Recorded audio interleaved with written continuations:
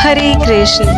भक्तजनों, शास्त्रों का अध्ययन करना, ईश्वर की कथाओं और लीलाओं का श्रवण वर्णन करना, चिंतन मनन, सत्संग, जप तप ध्यान भजन, एकांतवास, मौन धारण, दान दक्षिणा, व्रत और उपवास, यह सभी ऐसे सद्कार्य हैं जैसे मानो कोई व्यक्ति अपने मन रूपी कुएं में से पुरुषार्थ रूपी रस्सी के द्वारा जल निकालकर अपने जीवन रूपी खेत को सींच रहा हो और जिसके फलस्वरूप यह जीवन हरा भरा हो रहा है।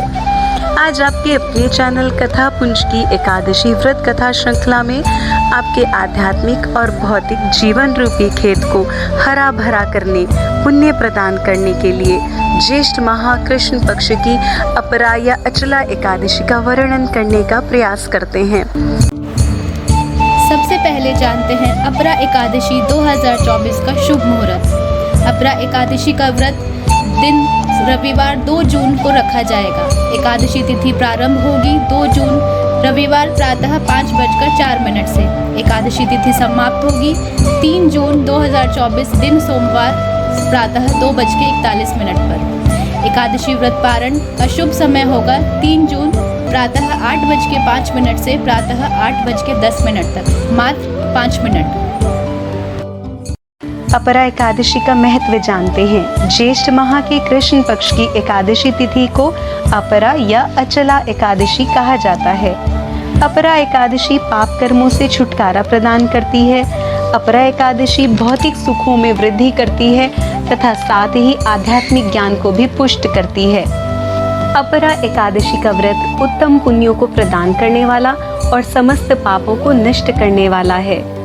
परम कल्याणमयी अपरा एकादशी का महत्व भी अपार है।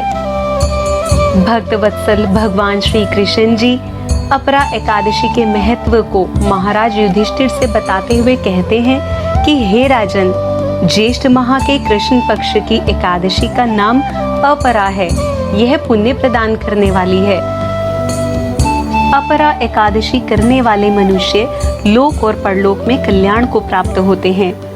अपरा एकादशी के व्रत के प्रभाव से ब्रह्म हत्या, प्रेत योनि, दूसरे की निंदा करने का अपराध सभी नष्ट हो जाते हैं। इस व्रत के प्रभाव से किसी के लिए झूठी गवाही देना, पर स्त्री गमन करना, असत्य भाषण करना, झूठे वेद पढ़ना, झूठे शास्त्र बनाना, झूठे ज्योतिषी, झूठे वैद्य आदि सभी प्रकार के पाप नष्ट हो जाते हैं। जो क्षत्रिय युद्ध क्षेत्र से भाग जाए तो वह नरक को जाता है। जो शिष्य गुरु से विद्या ग्रहण करने के बाद उनकी निंदा करे वह अवश्य ही नरक को जाते हैं। इस प्रकार के पाप भी अपरा एकादशी का व्रत करने से नगण्य हो जाते हैं।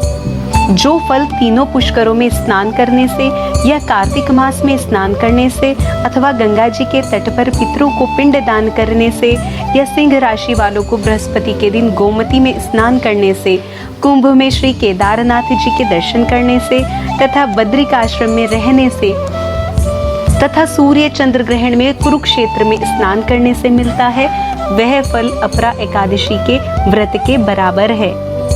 यदि मन में पाप कर्मों से मुक्ति की सच्ची भावना हो तो यह कल्याणकारी अपरा एकादशी व्रत आपका अत्यधिक कल्याण करेगा।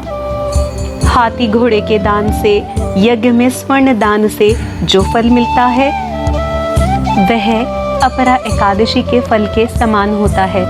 अपरा एकादशी के दिन भक्ति पूर्वक भगवान श्री हरि विष्णु जी का पूजन करना चाहिए।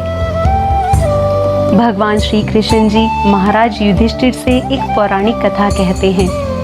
ध्यान से सुनिए। एक बार एक राज्य में महीध्वज नामक एक अत्यंत धर्मात्मा राज्य किया करते थे।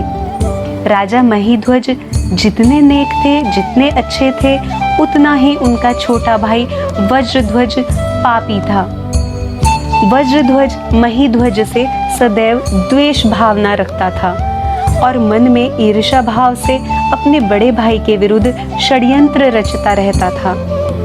एक बार वह अपने षड्यंत्र में कामयाब हो जाता है और अपने बड़े भाई राजा महीध्वज को मारकर जंगल में पीपल के पेड़ के नीचे दबा देता है और स्वयं राजा बनकर राज्य करने लगता है।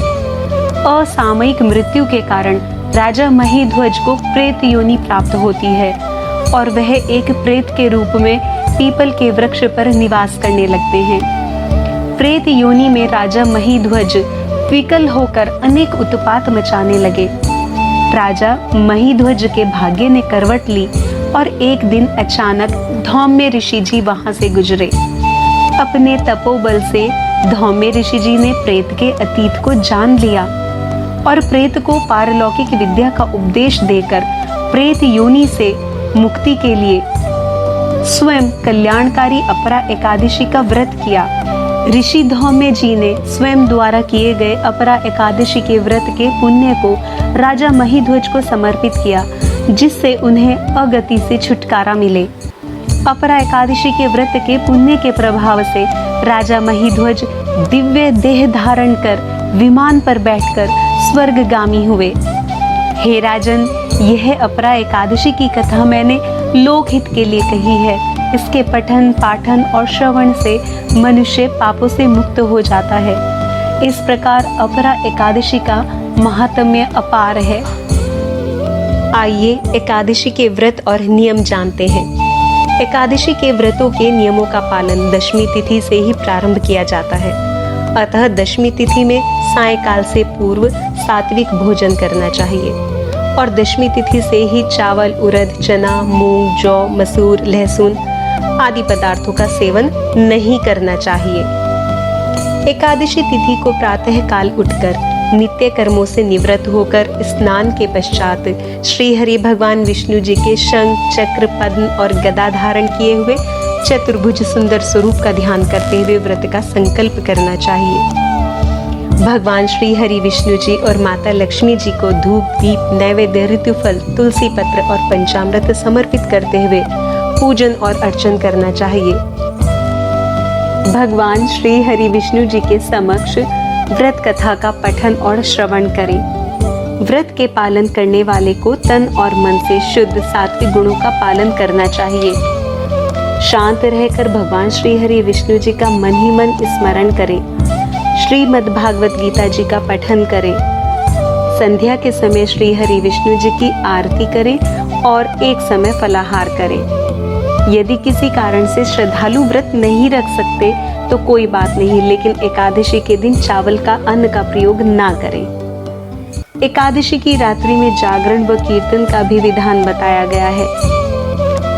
व्रत से अगले दिन पारण नियत समय पर करें और पारण करने से पहले किसी ब्राह्मण को सामर्थ्य अनुसार दान और दक्षिणा अवश्य दें। आइए अपने आध्यात्मिक व भौतिक जगत में उत्थान के लिए एकादशी का व्रत करें। यदि हमारे इस प्रेम पूर्वक प्रयास से आप भगवान श्री हरि जी की भक्ति धारा से स्वयं को जोड़ने में सफल होते हैं तो भक्ति रस की इस श्रृंखला को टूटने मत दीजिए और सभी भक्तों को भक्ति रस प्रदान करते हुए इस कथा को शेयर, चैनल को सब्सक्राइब और लाइक कीजिए। हरे कृष्ण।